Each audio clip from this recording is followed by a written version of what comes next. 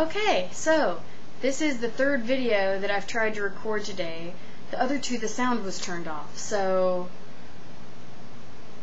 the video that I originally made a response to, I'm not even going to respond to because I don't feel like making a whole video again. But I realized about halfway through this video that the sound was turned off, so I'm going to try it again. The videos I'm responding to are labeled feminism, but what I'm actually responding to is the discussion on the issues of circumcision, mostly female circumcision, but also male circumcision. I first started really researching the topic when I was 17 and I'd moved out of my parents' house and didn't have them looking over my shoulder. God forbid I even look up something like that. Damn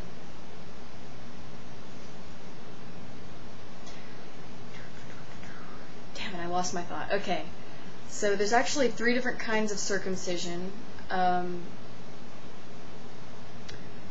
And then there's also cosmetic surgery of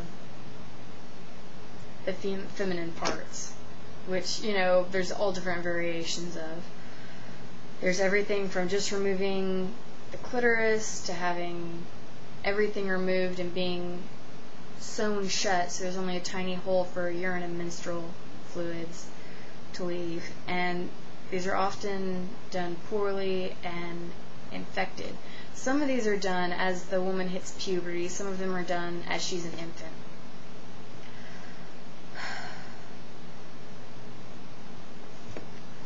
Anyway, I think in certain areas, even after a woman has a baby, they'll sew her back up. But it's initially to ensure virginity and to assure chastity to the husband.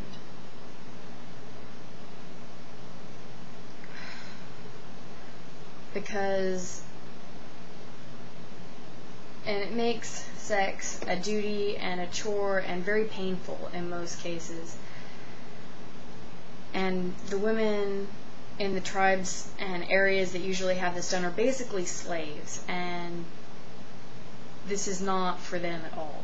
It's totally for the husbands or slave owners or whatever you want to call them. In many tribes, a man won't even marry a woman unless she's been circumcised and sewn up or whatever. And you become a social outcast, and you have no means of making a living without being married, and you can't get married unless you're circumcised, so you pretty much have to do it. And there's been certain activist groups, especially in certain parts of Africa, that have gone in and tried to educate the tribes and change the taboo and make it socially acceptable not to circumcise your daughters.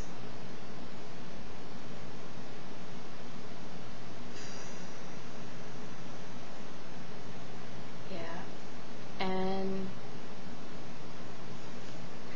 granted, I've never even been with an uncircumcised man, but like every man in my family is circumcised, but the idea kind of freaks me out just in general. I like my genitalia. I'm assuming that y'all would like to have all of yours. And they've actually done some studies that have proven in favor of being circumcised, mostly due to cleanliness issues and not catching diseases and that kind of thing. So hygiene is a big issue.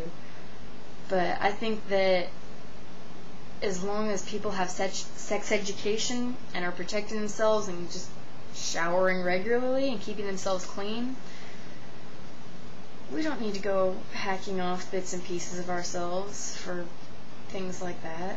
If I ever have a baby boy, they will not be circumcised. Yeah, because that just sounds horrible. No, that's not good.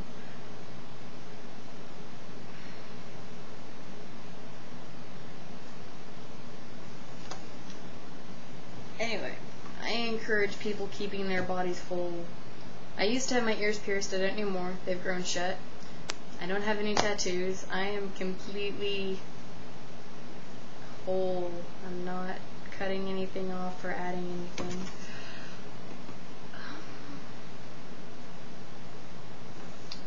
And yeah, Circumcision's gross. Say no to female circumcision.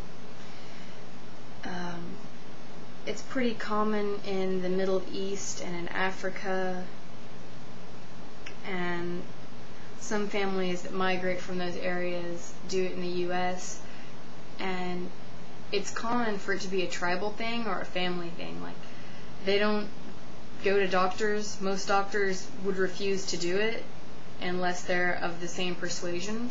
So a lot of times it's at-home family mom and dad surgery, which obviously is about as safe as a homemade tattoo.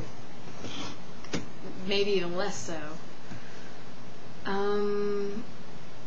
Yeah, anyone that has anything to add about that or any more information, feel free to make a reply or post a comment. If anyone knows of any good reason to circumcise women, I'd love to hear that. I can't imagine any.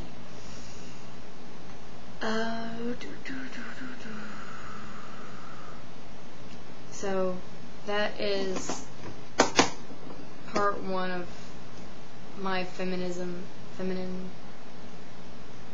response, which addresses circumcision. Hopefully this one will have sound and be good enough to post.